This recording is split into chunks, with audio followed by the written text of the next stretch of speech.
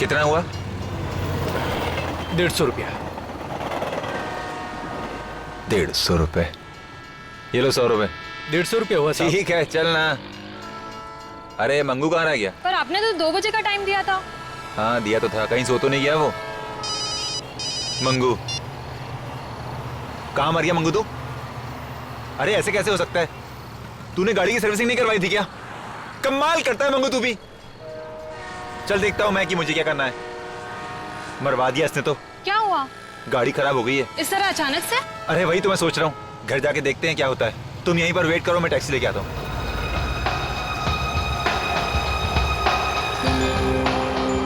ये लो आ गई taxi. Taxi कहाँ जाएंगे साहब? श्याम नगर चलोगे? क्यों नहीं चलेंगे सर? Thank you. आओ।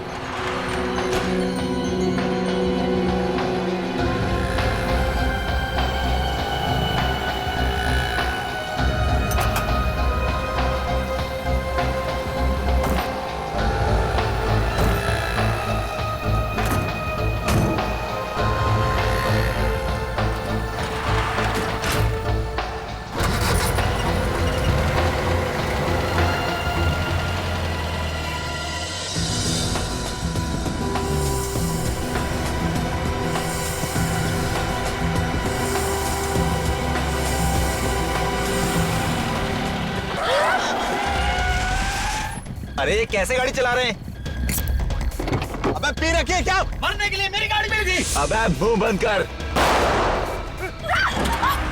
भाई साहब आपको पैसे चाहिए ना? पैसा जेवर जितना माल है सब निकाल, जल्दी निकाल।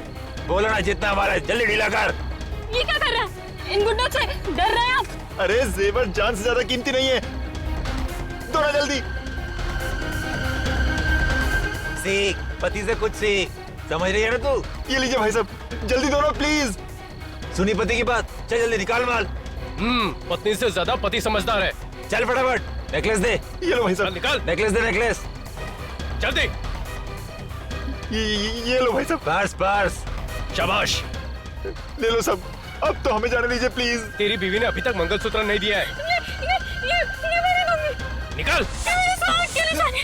प्लीज दे दो। आखिरी बार बोल रहा हूँ, मंगलसूत्र दे दे। नहीं दूंगी।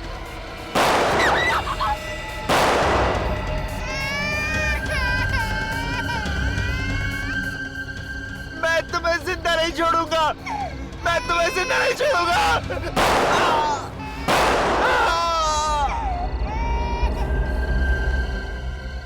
ए, अब इस लड़की का क्या करना है? इसे भी मार देते हैं। हाँ, मार दे इसे।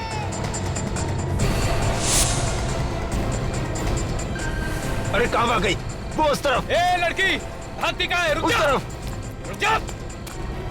चल पकड़। ए, रुक जल्दी। रुक। रुक लड़की।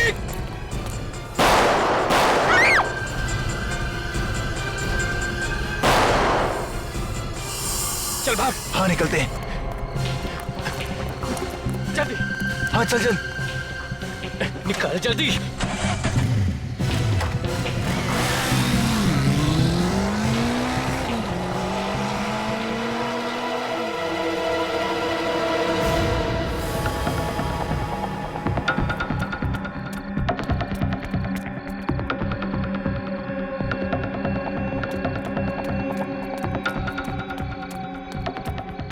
अंकल, अंकल, मदद कीजिए ना मेरी। क्या हुआ बेटी? मेरे पास ज्यादा वक्त नहीं है।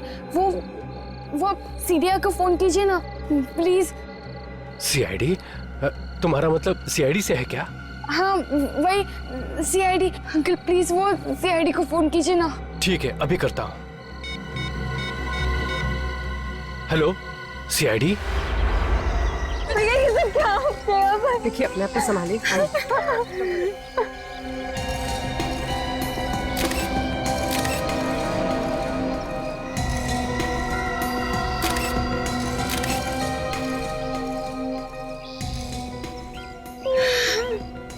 अब बचना तो वैसे ही मुश्किल था। दो गोलियां मारी और गोलियां अभी भी शरीर के अंदर है। चलो कम से कम ये तो पता चल जाएगा कि गोली कौन से गन से चली है। सर, ब्रीफकेस में जितनी भी ज्वेलरी थी सब गायब है, सिर्फ कपड़े ही हैं। उसका पॉकेट भी खाली है। ये हाथ पे उंगली का निशान है, मतलब हाथ पे जो था वो भी सब निकाल के ले गए। और सर इनका मंगलसूत्र भी ले गए। लगता है खून लूटपाट के लिए किया गया है। ले जाओ।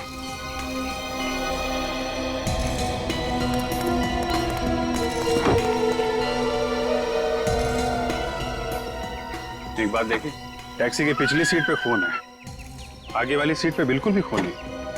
सर लगता है टैक्सी ड्राइवर भाग गया होगा। पता करते हैं।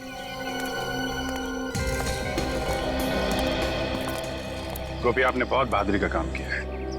एटीएम वाले अंकल को आपने ही बोला था ना हमें फोन करके बुलाने के लिए। हाँ अब आप लोग बिल्कुल मत घबराइए, हम लोग आ गए। साहब, अपने सब लोगों ने क्यों मारा? इनका क्या दोष था? प्रीति का क्या होगा? मेरे भैया ने किसी का क्या बिगाड़ा था? हम आपकी तकलीफ समझते हैं, हम इन खूनियों को जल्द से जल्द पकड़ेंगे और इन्हें सजा दिलवाएंगे। गोपी, आप ये बताओ कि कितने लोग थे? वो 2 लोग थे, मोटरसाइकिल पे थे। एक ही मोटरसाइकिल पे थे या एक ही मोटरसाइकिल पे थे। उनका चेहरा देखा आपने या चेहरा ढका हुआ था? उनका चेहरा ढका हुआ था हेलमेट से। और कुछ देखा आपने? नहीं, वो लोग गोलियां चला रहे थे। मैं बहुत डर गई थी और किसी भी तरह टैक्सी से प्रीति को निकालकर यहाँ से भाग निकली। अच्छा, ये ड्राइवर कहाँ गया? आपने देखा? उसे गोली लग गई थी। ड्राइवर को भी गोली लगी थी? मेरे सामने उसे गोली लगी थी। सर आगे दोनों सीट पे खून का निशान तक नहीं। वही तो, मैं भी वही सोच रहा हूँ।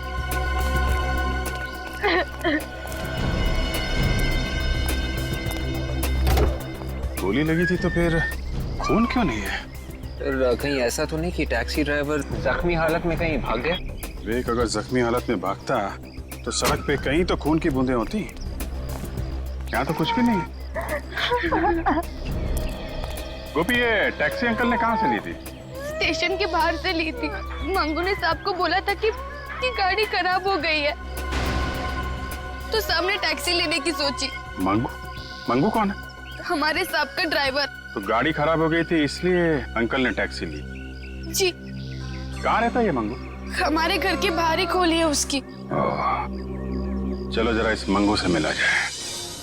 मैं तो खुद दुखी हूँ साहब, दिवाकर साहब जैसे अच्छे आदमी को भी। तुम ये बताओ, ये गाड़ी अचानक कैसे खराब हो गई? वही तो मैं भी सोच रहा हूँ। ये सोचना बंद करो, समझे? ये गाड़ी खराब नहीं हुई है, जानबूझ के खराब की गई है ये कार। शायद तुमने की है। मैंने कुछ नहीं किया, मेरा यकीन कीजिए साहब। कुछ नहीं किया तो फिर ये गाड़ी ठीक उसी वक्त कैसे खराब हुई जब तुम्हें दिवाकर साहब को स्टेशन लेने जाना था? पता नहीं साहब। पता नहीं। जरा गाड़ी का इंजन चेक करो। चाबी।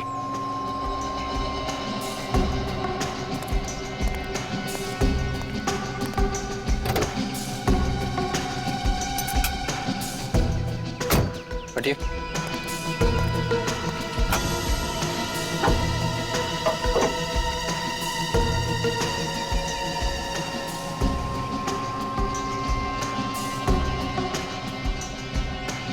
तो ये देखिए, किसी ने बैटरी के वायर के साथ छेड़छाड़ की है। ये वायर के साथ छेड़छाड़ किसने की है? साहब ये कैसे हो गया? हम तुमसे पूछ रहे हैं और तुम ही से पूछ रहे हो। सच बोल। मुझे कुछ नहीं पता साहब।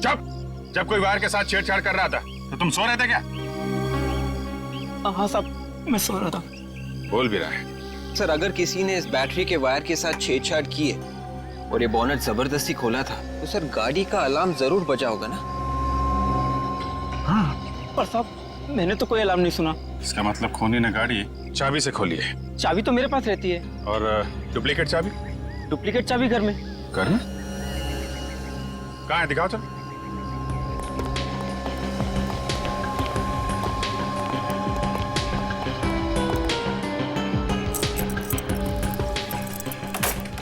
आइए सर, आइए। चाबी कहाँ है? सर इस कमरे में।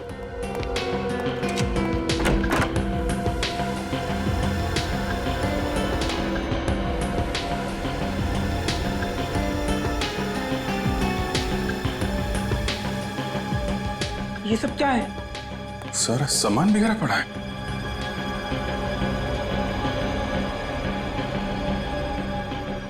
अब ये मत बोल देना कि इसके बारे में भी मालूम नहीं है तुमको। नहीं साहब, मुझे कुछ नहीं पता। अच्छा ठीक है, वो दूसरी चाबी कहाँ है? हाँ साहब। वो चाबी इस ड्रॉर में है।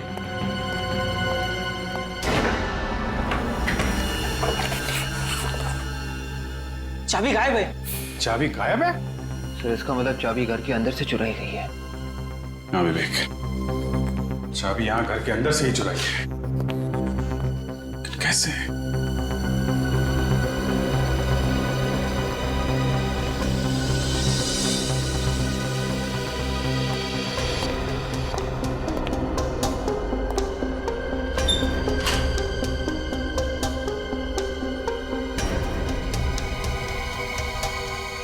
ये देखा,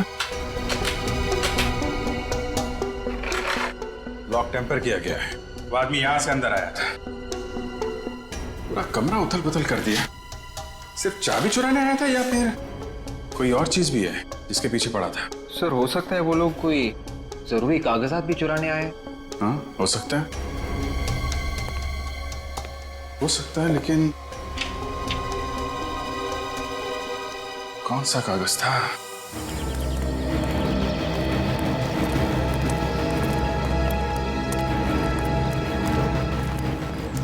ये इस टैक्सी स्टैंड का इंचार्ज कौन है?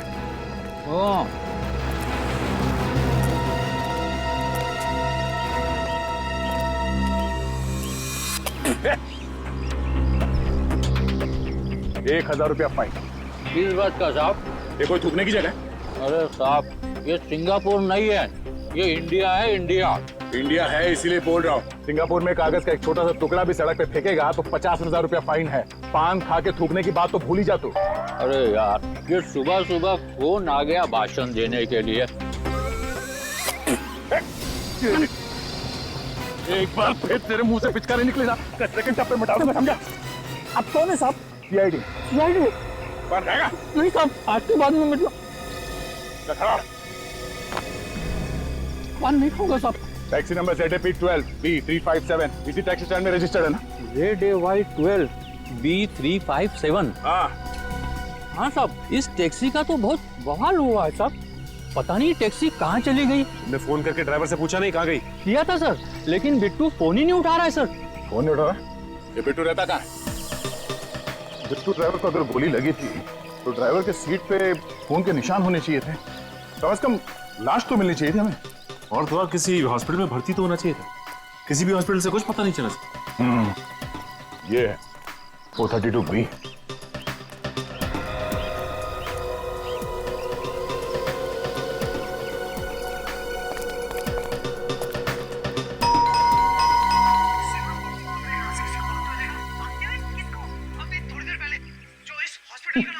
लगता है बिट्टू को टीवी देखने का बड़ा शौक है। गोली लगने के बाद भी टीवी देखने में इतना मस्त हुआ पड़ा है कि उसे घंटी की आवाज तक सुनाई नहीं दे रही है। तो तुम बजाओ घंटी, शायद तुम्हारे हाथ से सुन ले। तुम्हारे बजाई हुई घंटी तो अच्छे को हिला देती है। अच्छा ये बात है।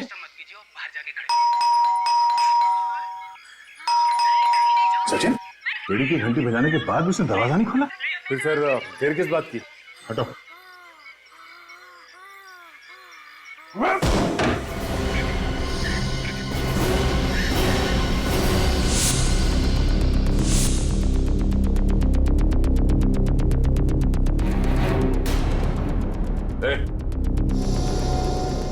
माय गॉड, पल चल रही है, बेहोश है ये। सर पे चोट लगी है, शायद इसकी वजह से बेहोश हुआ है। पानी मारो। लगता है वही गुंडे होंगे जिन्होंने दिवाकर को मारा। हाँ वही है। तुम ठीक हो? आप लोग कौन है? घबराओ नहीं, हम लोग सीआईडी से। तुम बताओ यहाँ क्या हुआ? मैं खाना खा रहा था, अचानक किसी ने मेरे सर के पीछे मारा और मेरे आंखों के सामने अंधेरा छा गया। कब हुआ ये? कितने बजे? रात के 8 सवा 8 बज रहे थे। मैं ड्यूटी पे जाने वाला था। इसका मतलब कल रात तुम टैक्सी चलाने नहीं गए थे? मैं तो आपके सामने होश में आया। ओह, मतलब उन बदमाशों ने पहले दिवाकर की कार खराब की, उसके बाद जब दिवाकर इसकी टैक्सी में आके बैठा तो उसका ड्राइवर तो पहले से बेहोश पड़ा था। मतलब सर सब कुछ नकली था? हाँ फ्रेडी, वो टैक्सी का ड्राइवर भी नकली था। कोई गोली वोली नहीं चली। ये फोरेंसिक रिपोर्ट के हिसाब से तो टैक्सी में सिर्फ 2 तरह के खून है, एक दिवाकर का, दूसरा उसकी वाइफ का। टैक्सी ड्राइवर का खून था ही नहीं टैक्सी में, तो रिपोर्ट में कहां से आएगा? अब मगर गोपी कह रही थी ना, उसने देखा है टैक्सी ड्राइवर को गोली लगते हुए। यार अब ये कौन सी गोली है जो लगे भी और खून भी ना निकले? सर, दिवाकर के बारे में काफी कुछ पता चला सर। क्या पता चला? वो सरकारी नौकरी करता था, ये सड़कें और हाईवे वगैरह बनवाने का काम करता था। सड़कें और हाईवे? मतलब ये कोई बड़ा चक्कर है पैसों का? चक्कर तो है पैसों का, लेकिन अलग तरीके का। अलग तरीके का मतलब? ये देखो, इस दिवाकर के नाम पे तो करोड़ों की जमीन जायदाद है, करोड़ों का मालिक था ये। करोड़ों की जमीन जायदाद इसके नाम पे है, तो फिर ये सरकारी नौकरी क्यों कर रहा था? क्या मालूम। आजकल हर एक मिनट में जमीन जायदाद के लिए खून हो रहे हैं, कहीं ये खून भी उसी वजह से तो नहीं हुआ? सर, स्केच बन गया सर। बन गया? अरे वाह, गोपी ने इतनी जल्दी स्केच बनवा भी दिया, कमाल है। मैं हमेशा बोलता हूँ लड़कियां लड़कों से ज्यादा होशियार है यार। ये बात तो है। अच्छा गोपी, ध्यान से देखो, ये वही टैक्सी ड्राइवर है? हाँ साहब, यही था। देखो गोपी, प्रीति तो रोमा बुआ के पास है, तो आप भी वहीं चली जाओ। रेडी? इनको वहीं छोड़ दो। आप जाएंगी फ्रेडी अंकल के साथ? हाँ, ये मुझे बहुत अच्छे चुटकुले सुनाते हैं। फ्रेडी ने हमें तो कभी चुटकुले नहीं सुनाए। हाँ? मेरे चुटकुले सुन के आप लोगों को रोना आता है, इसीलिए नहीं सुनाता। अच्छा अच्छा, ठीक है, तुम गोपी को ही सुनाओ। जा बेटा। चलो चलो चलो, रास्ते में मैं तुझे अच्छे अच्छे चुटकुले सुनाऊंगा। निकले काम को, जरा अपने रिकॉर्ड में चेक करो। देखो ये टैक्सी ड्राइवर कोई पुराना पापी है क्या? शायद पहले कोई गुनाह किया हो। सब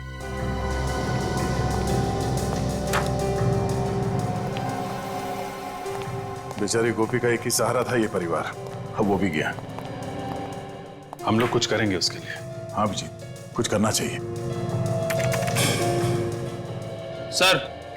हाँ निकल। सर, इस आदमी के बारे में पता चल गया है। इसका नाम विनोद है, चोरी के जुर्म में 3 बार जेल भी जा चुका है।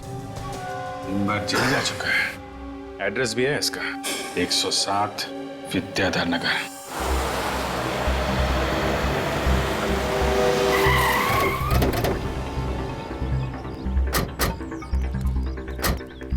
ये नौकर?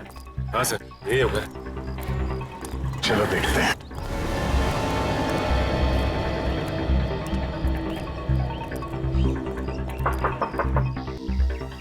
कौन है?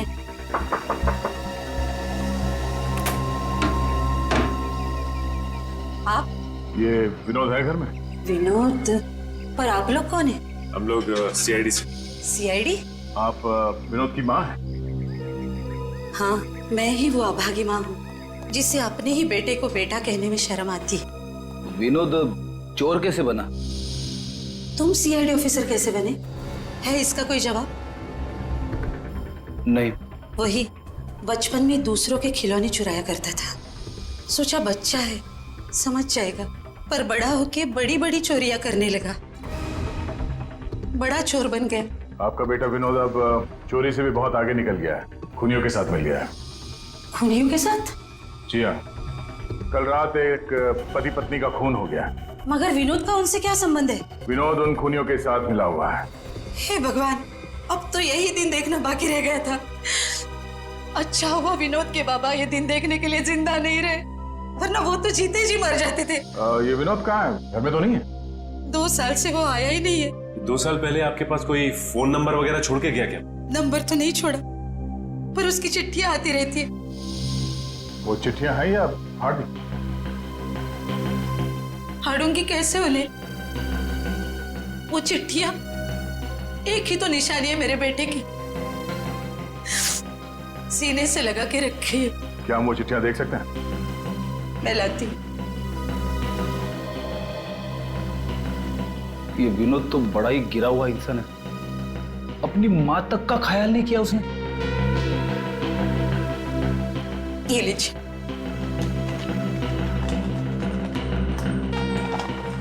ये चिट्ठियां हम अपने पास रख सकते हैं?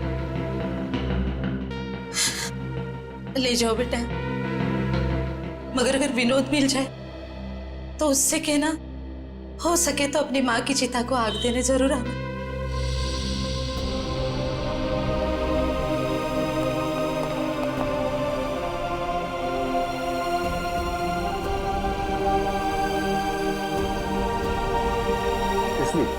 दिवाकर को जमीन से काफी लगाव था, वो उसे बेचना नहीं चाहता था। ओह, उस जमीन के पेपर्स दिखाना, किस रिश्तेदार को कितना हिस्सा मिलने वाला था, देखे जरा। जब 30 लोग एक साथ बोलने लगे कि इस प्रॉपर्टी में से हमें भी कुछ हिस्सा चाहिए और उस प्रॉपर्टी की वजह से खून हो जाता है, तो फिर ये खून किसी एक आदमी ने तो किया नहीं होगा। 30 में से 8-10 लोग तो मिले ही होंगे इस खून की प्लानिंग में।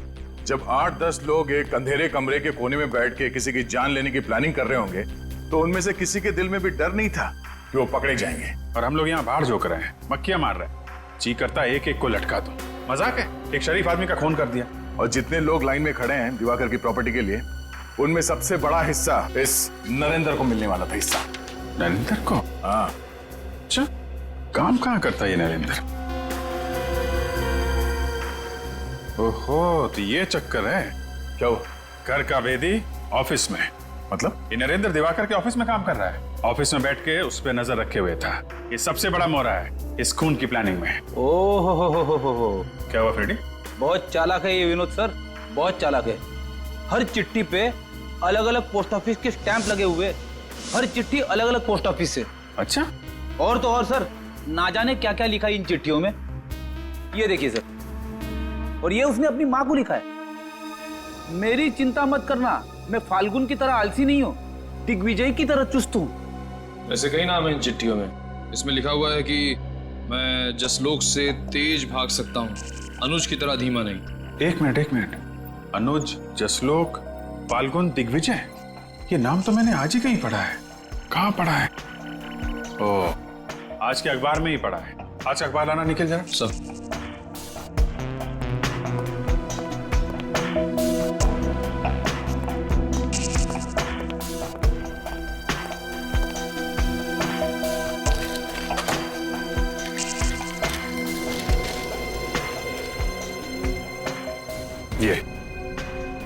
ये देखो, ये चारों क्रिकेट खेलते हैं, रॉकी क्रिकेट क्लब के लिए खेलते हैं। मुझे लगता है ये विनोद क्रिकेट का बहुत बड़ा दीवाना है। संडे को फाइनल मैच है, रॉकी क्लब फाइनल मैच में पहुंच गया है, बारमूला स्टेडियम में फाइनल मैच। ये रॉकी क्रिकेट क्लब फाइनल में है, तो हो सकता है विनोद फाइनल मैच देखने जाए बारमूला स्टेडियम में। मैच संडे को है। संडे को है, तब तक इस नरेंद्र से मिल लेते हैं। दरवाजा खुला है। नरेंद्र।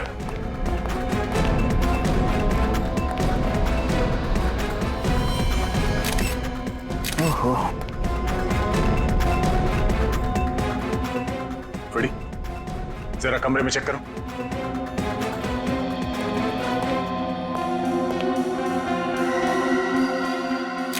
देखा, छाती पे 2 गोली मारी है। दिवाकर और उसकी पत्नी का खून बिल्कुल इसी तरह किया गया। तो लाश को पलटो धीरे से।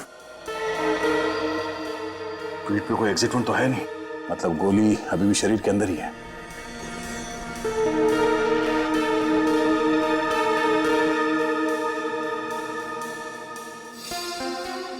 नरेंद्र ही है। सर, हम तो सोच रहे थे कि दिवाकर का खून नरेंद्र ने किया है प्रॉपर्टी के लिए, लेकिन नरेंद्र तो खुद ही हमारा पड़ा है। सर, नरेंद्र जी के स्टडी रूम में वैसे पेपर बिखरे पड़े जैसे दिवाकर जी के स्टडी रूम में बिखरे पड़े थे। ऐसे कौन से पेपर्स ढूंढ रहा है ये खूनी दिवाकर और नरेंद्र के घर में, जिसकी वजह से एक के बाद एक वो खून किया जा रहा है?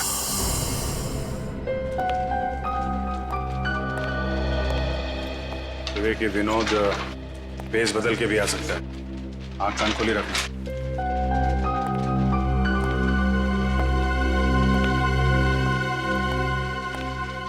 आंख खुली है ना? ऐसे। एक्सक्यूज मी भाई साहब, अपना चश्मा और टोपी जरा निकालेंगे? क्यों? नहीं, आपका चेहरा देखना है। मैं कोई हीरो हूँ क्या? नहीं, आपकी शक्ल मेरे बचपन के दोस्त से मिलती है। विनोद नाम है उसका। विनोद? याद है हम लोग बचपन में एक साथ खेला करते थे, पहचाना नहीं? जी नहीं, मेरा नाम आकाश है और मैं किसी विनोद को नहीं पहचानता।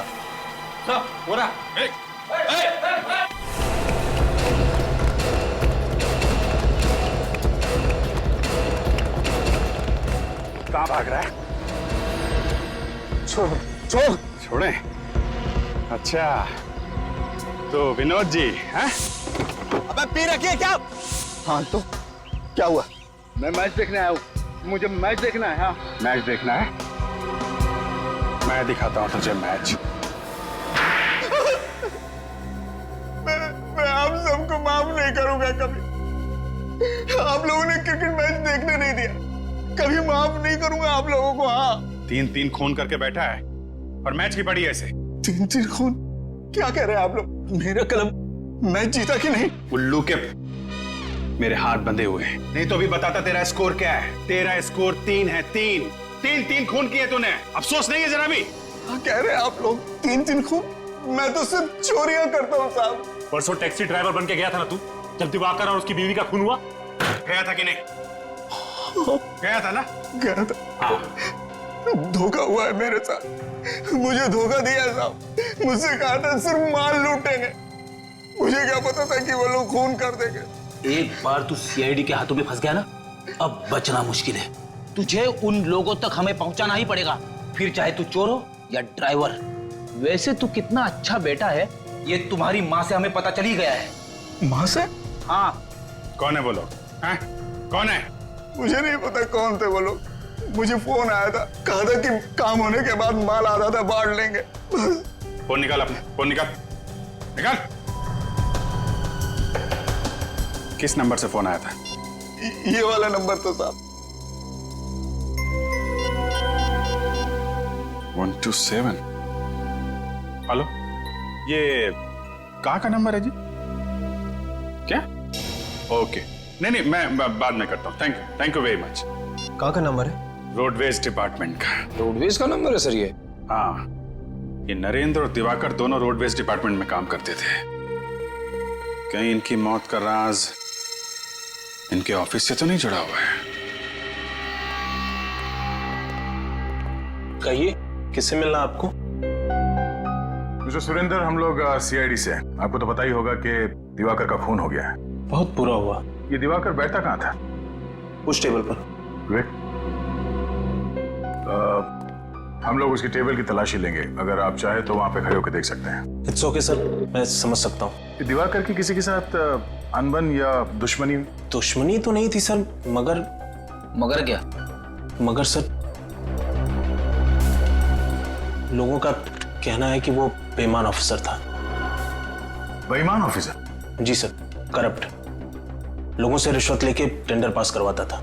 दिवाकर रिश्वतखोर था? और नहीं तो क्या सर, देर रात तक ऑफिस में रहता था, लोगों के चले जाने के बाद भी। और सर, अपने कंप्यूटर को किसी को हाथ तक नहीं लगाने देता था। अब रात को 11 बजे कौन सी मीटिंग होती है सर? रात को तो गलत काम ही होते हैं ना। What nonsense! दिवाकर एक बहुत ही ईमानदार और मेहनती इंसान था, उसके खिलाफ मैं एक भी शब्द नहीं सुनना चाहूंगा। सीआईडी वाले सवाल पूछ रहे थे तो मैंने। आप? मैं दीपक, इस डिपार्टमेंट का हेड। ओह, तो आपको तो पता ही होगा कि दिवाकर ईमानदार था या बेईमान? बहुत ईमानदार था, देशभक्त था। वो कभी भी अपने फायदे के लिए देश का नुकसान नहीं कर सकता था। तो फिर ये मिस्टर सुरेंद्र जी क्यों कह रहे थे कि वो? दरअसल दिवाकर किसी से ज्यादा बातचीत नहीं करते थे, सभी से कटे कटे रहते थे, इसीलिए लोगों ने अफवाहें फैलानी शुरू कर दी। सर, मिस्टर दिवाकर के कंप्यूटर में से कुछ फाइलें गायब हैं। वो फाइलें कल रात ही किसी ने डिलीट की थी। ये कैसे पॉसिबल है? कंप्यूटर से फाइलें गायब है? सर, लगता है दिवाकर के खून में किसी अंदर के आदमी का हाथ है। ये आप क्या कह रहे हैं सर? ये नरेंद्र भी इसी ऑफिस में काम करता था ना? जी सर। कौन सी टेबल पे बैठता था? इस वाली। जरा कंप्यूटर चेक करो।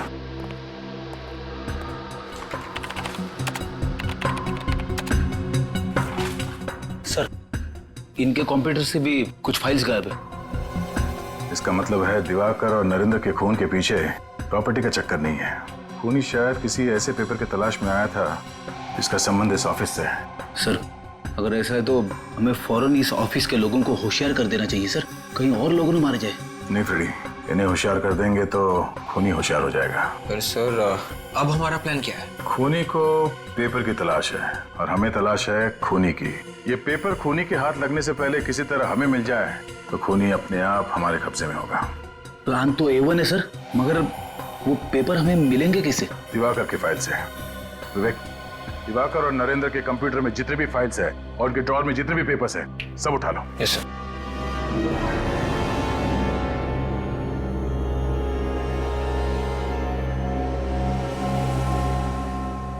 इतनी खराब सड़कें तो हाईवे नंबर 43 है। पिछले साल हमारी गाड़ी वहां पंचर हो गई थी इन्हीं गड्ढों की वजह से। और ये दिवाकर इसी हाईवे का इंजीनियर था। दिवाकर इतनी घटिया किस्म की सड़कें बनवाता था, देश के किसी नागरिक ने ही गुस्से में मार डाला होगा उसे। नहीं फ्रेडी, दिवाकर की वाइफ का भी खून हो गया है और नरेंद्र को भी मारा ना। क्यों मारा?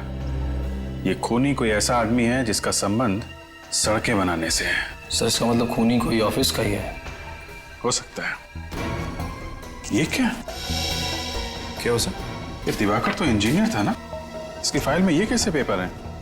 इसमें लिखा है कि किस सड़क बनाने का कॉन्ट्रैक्ट किस कॉन्ट्रैक्टर को दिया जाए। सर इसका मतलब ये दिवाकर कॉन्ट्रैक्ट्स भी बनाता था और सड़कें भी। सर ये दिवाकर किसी के खिलाफ कोई खुफिया रिपोर्ट तो नहीं बना रहा था? हो सकता है विवेक, हो सकता है। ये सुरेंद्र बता रहा था ना कि ऑफिस खत्म होने के बाद भी घंटों दिवाकर कंप्यूटर के सामने बैठा रहता था। तो हो सकता है वो कोई खुफिया रिपोर्ट तैयार कर रहा हो इन रोड माफियाज के खिलाफ, कि जो सड़कें बनाने का कॉन्ट्रैक्ट लेते हैं और फिर उसमें हेरा फेरी करते हैं। और वही लोग रोडवेज के ऑफिस में गए थे और दिवाकर के घर में और नरेंद्र के घर में। मगर वो रिपोर्ट है कहां? सर कहीं ऐसा तो नहीं कि दिवाकर ने वो खुफिया रिपोर्ट किसी चिप में तो नहीं छुपा दी? चिप का नाम सुनते ही चिप्स की याद आ गई सर। रेडी, खाने के अलावा तुम्हें कुछ सूझता नहीं? सॉरी। तुम ठीक कह रहे विवेक, हो सकता है वो रिपोर्ट किसी चिप में ही छुपाई गई हो। याद है केस में पेन ड्राइव को टॉय कार में छुपाया गया था, खिलौने वाली कार में।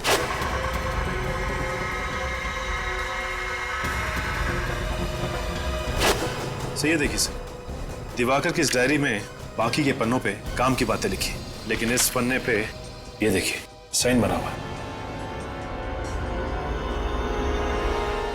ये निशान तो कहीं देखा हुआ लगता है।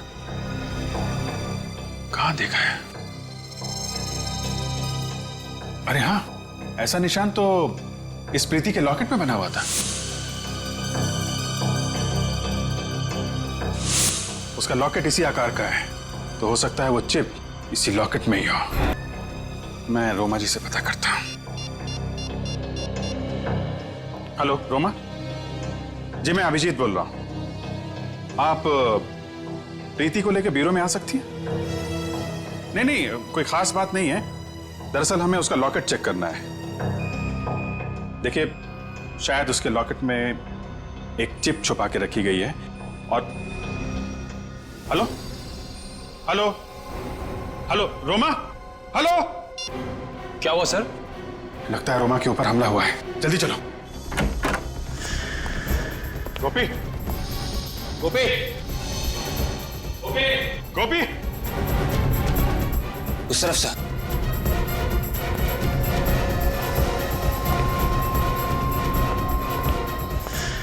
ओह माय गॉड,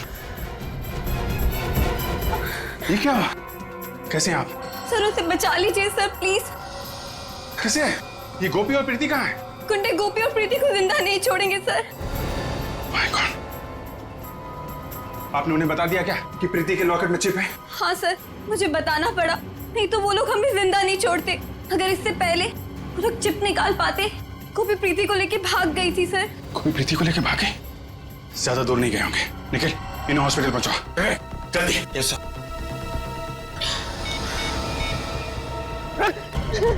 रुक! हो रहा है, रुक जाओ।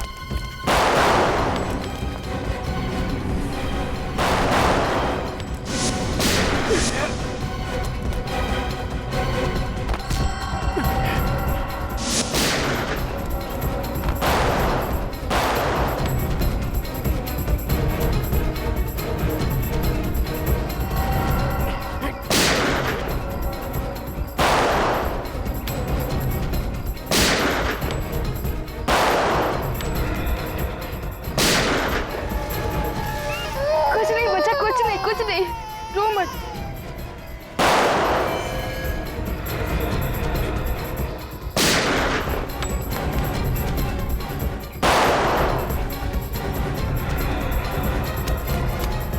भाई बच्ची भाग रही है भाई।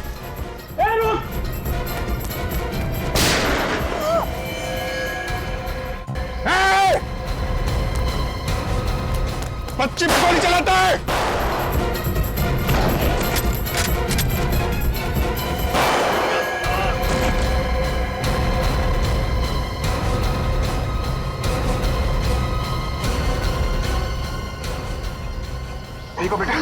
सर प्रीति को बचा लीजिए, उसे कुछ नहीं होना चाहिए।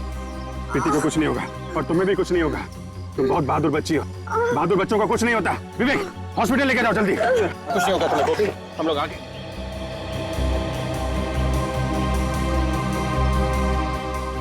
बच्ची को कुछ नहीं हुआ, बच्ची सही सलामत है। लॉकेट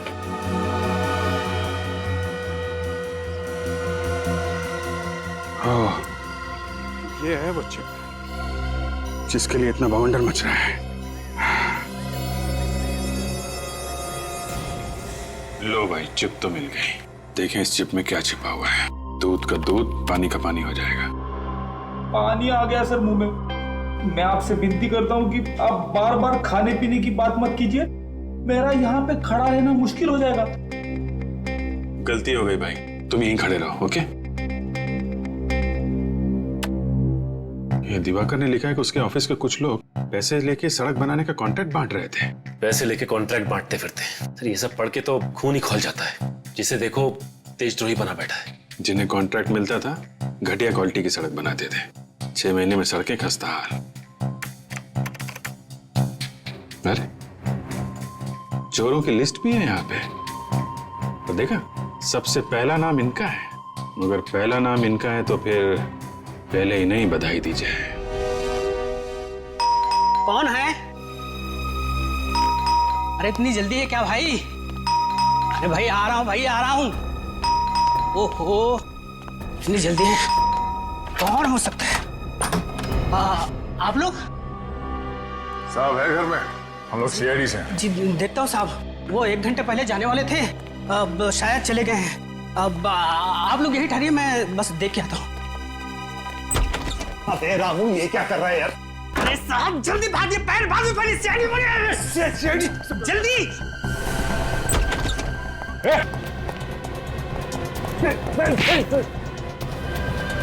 ओलंपिक्स में जाना है? हाँ? खिड़की से कूदने में गोल्ड मेडल, लोगों के पैसे चुरा के खाने में गोल्ड मेडल। हाँ?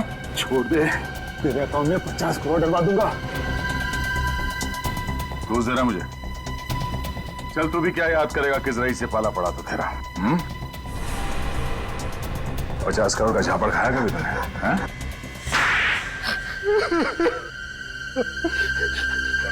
मैं ह्यूमन राइट्स वालों को बुलाऊंगा। हाथ है या हथौड़ा? कोई तरीका होता है थप्पड़ मारने का? जो पैसा सरकार सड़क बनाने के लिए देती है वो सब तुम्हारे जेब के अंदर। सड़क या तो है नहीं या सड़क के जगह पे गड्ढे। जनता मरे या गड्ढे में जाए, तुम्हें कोई फर्क नहीं पड़ता। क्यों? उसके ऊपर से खून भी करवाया दिवाकर का। ये तो दिवाकर को सोचना चाहिए था। क्या सोचना चाहिए था? उसने एक लिस्ट बनाई थी, कौन ईमानदार है और कौन बेईमान। और तुम्हारा नाम बेईमानों के लिस्ट में होगा। सबसे ऊपर मेरा नाम लिखने की क्या जरूरत थी? तुमने उसे खरीदने की कोशिश नहीं की? बहुत की, मगर पत्थर का बना हुआ था वो, माना ही नहीं, उल्टा मुझे फंसाने की कोशिश कर रहा था। जिससे तुमने प्लान बनाया कि दिवाकर को मरवा कर वो लिस्ट चुरा लेता हूँ। तो और क्या करता मैं? अगर दिवाकर को नहीं मारता तो मैं जेल में सड़ा रहता। जेल में तो तू अब भी सड़ेगा, फांसी का ऑर्डर आने तक।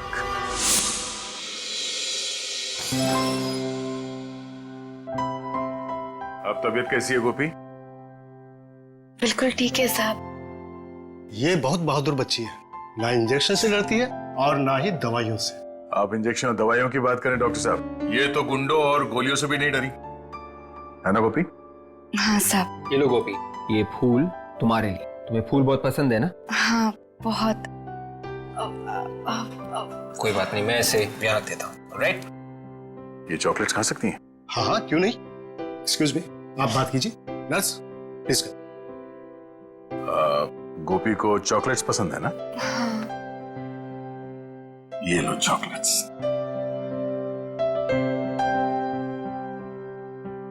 क्या हुआ, रुक क्यों गई? प्रीति कहाँ है? ओह प्रीति, एक मिनट। रेडी? ये रही प्रीति। प्रीति को देख के गोपी के चेहरे पे मुस्कान आ गई। दीजिए ना। अरे ये मेरी छोटी बहन की तरह है। छोटी बहन की तरह नहीं, छोटी बहन ही है। आज से तुम दोनों एक दूसरे का परिवार हो।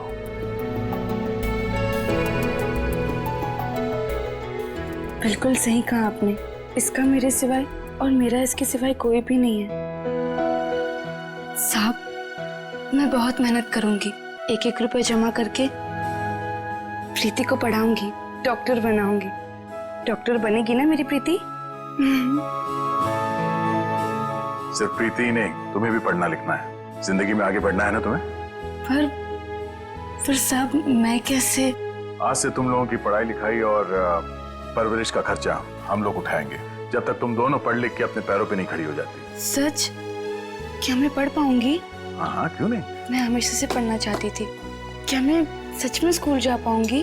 ऑफ कोर्स, तुम स्कूल भी जाओगी, तुम यूनिफॉर्म भी पहनोगी और फ्रेडी अंकल तो तुम्हें पहचानेंगे ही नहीं।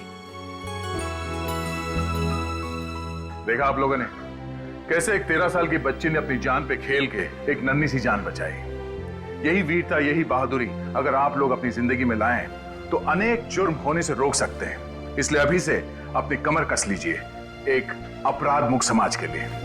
अगर आप में से कोई भी कहीं पे गोपी जैसे कम उम्र वाले बच्चों को बाल मजदूरी करते हुए देखें तो फौरन पुलिस को बताएं।